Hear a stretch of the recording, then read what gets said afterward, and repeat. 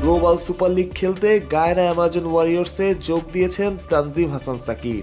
মঈন আলীদের সাথে বিশেষ অভ্যর্থনায় সাকিবকে বরণ করে নিয়েছে গায়ানা। ফেসবুক পোস্টে তাকে পরিচয় করিয়ে দেওয়া হয়েছে তারকা হিসেবেই।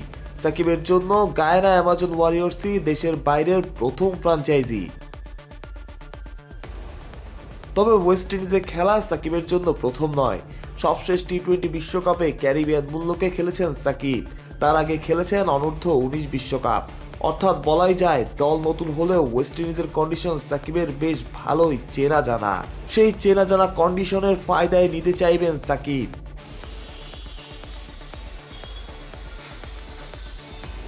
সবশেষ আফগানিস্তান সিরিজ ইনজুরির জন্য সাকিব খেলতে পারেননি। এরই মাঝে প্রস্তাব পান গায়ানার হয়ে গ্লোবাল সুপার লিগ খেলার। এনওসি পাওয়া নিয়ে শঙ্কা ছিল, তবে ফিটনেস টেস্টে উতরে গিয়ে বিসিবির অনাপত্তিপত্র পেয়েছেন সাকিব। গায়ানার ক্যাপ্টেন ইমরান তাহিরের হোয়াটসঅ্যাপ মেসেজেই সাকিব প্রস্তাব পান গায়ানার হয়ে খেলার।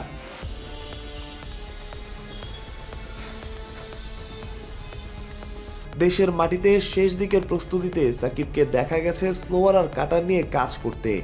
গায়ানার উইকেট স্পিন ফ্রেন্ডলি, সেই ভাবনা থেকেই কিনা। এছাড়া সাম্প্রতিক সময়ে সাকিবের বলে পেসও বেড়েছে। সব মিলিয়ে দারুণ একটা কম্বিনেশন। গায়ানাও হয়তো সেটা মিস করতে চাননি ইমরান তাহির।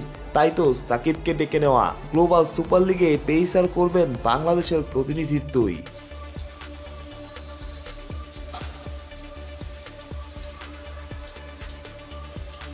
টুর্নামেন্টে সাকিবদের প্রথম ম্যাচ 26 নভেম্বর, অর্থাৎ টুর্নামেন্ট শুরুর দিন। এই টুর্নামেন্টের প্রাইজ মানি $1 মিলিয়ন। বোঝাই যাচ্ছে টুর্নামেন্টটা হয়তো হবে বেশ জাঁকজমকপূর্ণই, যেখানে আবার খেলছে বাংলাদেশের দল রংপুর রাইডার্স।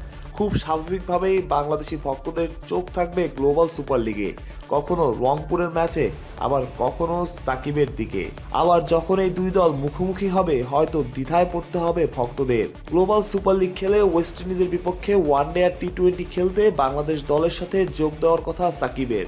শুধু সাকিব নয়, রংপুরের হয়ে জাতীয় দলের যেসব ক্রিকেটার খেলছেন তাদেরও একই শিডিউল। প্রথমে গ্লোবাল সুপার লিগ, তারপর ন্যাশনাল ডিউটি। মাহফুজ প্রত্যয়, বিডি ক্রিক টাইম।